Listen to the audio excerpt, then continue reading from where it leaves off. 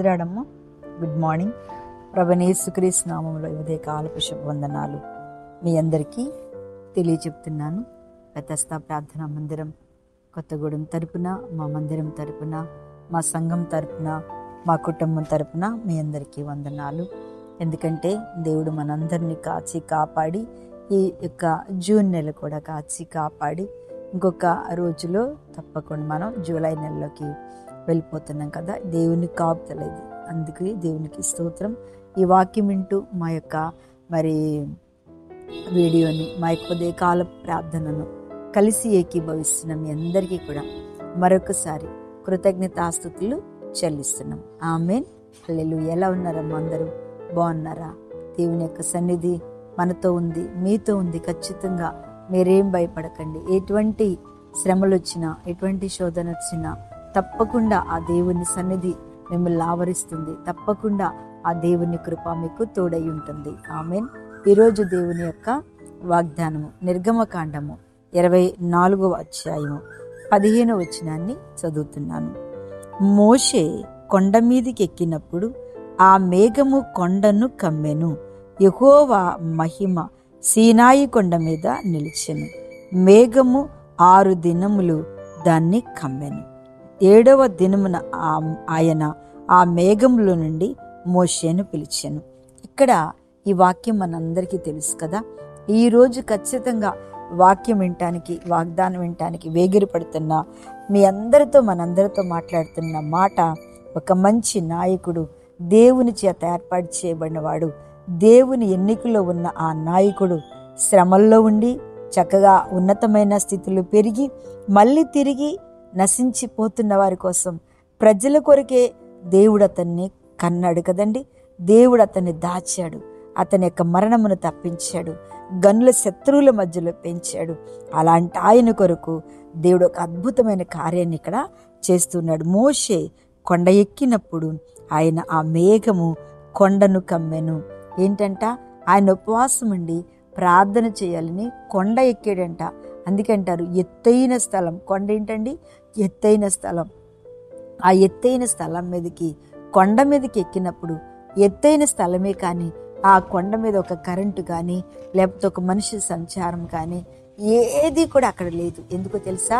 అక్కడ కేవలము దేవునితో మాట్లాడటకు ఎక్కిన ఆ మోషేకి వెంటనే దేవుడిచ్చింది ఏంటంటే తెలుసా? ఆ మేఘము ఆ కొండను కమ్మెను.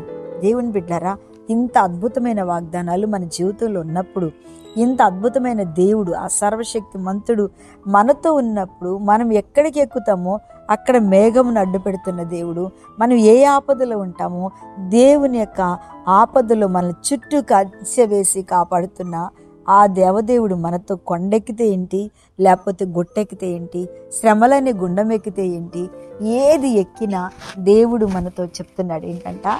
ఆ మేఘము ఆ కొండ చుట్టూ కమ్మెను. అంటే దేవుని సన్నిధి నీ చుట్టూ కమ్ముకొస్తుంది. ఏడుస్తున్నావా?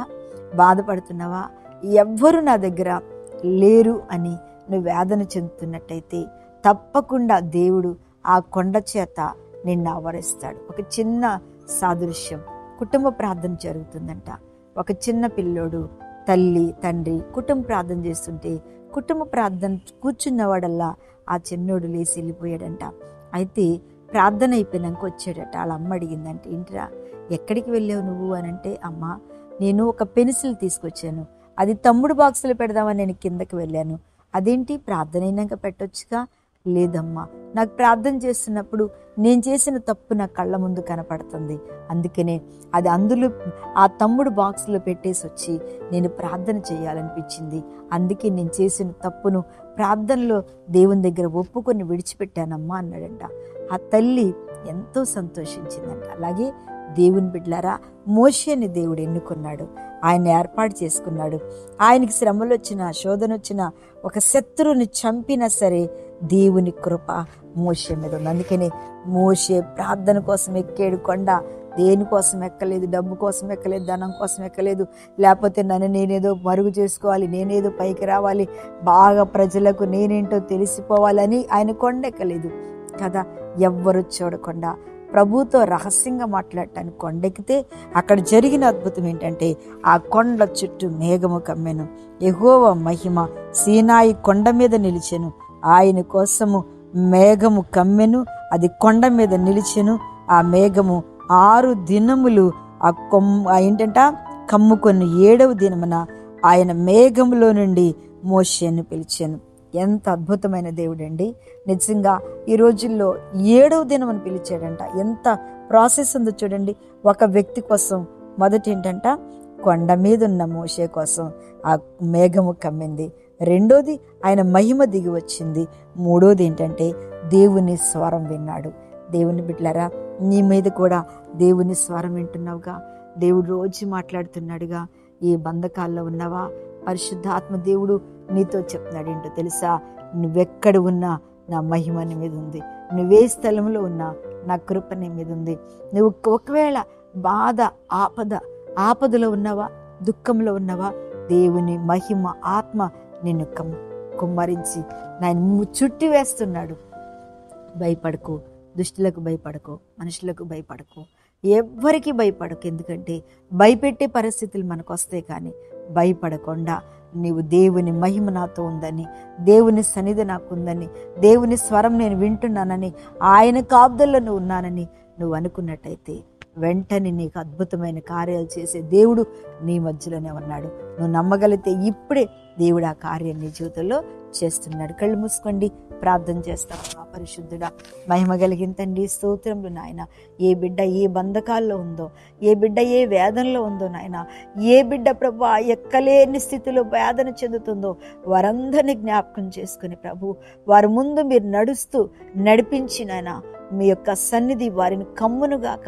ఆపదలో ఉంటే, అనారోగ్యాలతో ఉంటే, సమస్యలతో ఉంటే ఇప్పుడే విడుదలనే ఆ యొక్క మేఘం వారిని కమ్మునుగాక అని ప్రార్థిస్తూ ఈ దినమంతా వారికి తోడుగా నీడుగా ఉండి నడిపించమని యేసు నామంలో ఎంతమంది ఏకీభవిస్తున్నారో వారందరికీ ఈ ఆశీర్వాదం అనే వాగ్దానంతో కూడిన దీవెన వారి మీదకి, వారి కుటుంబాల మీదకి, వారి పిల్లల సమస్యల మీదకి దిగివచ్చునుగాక.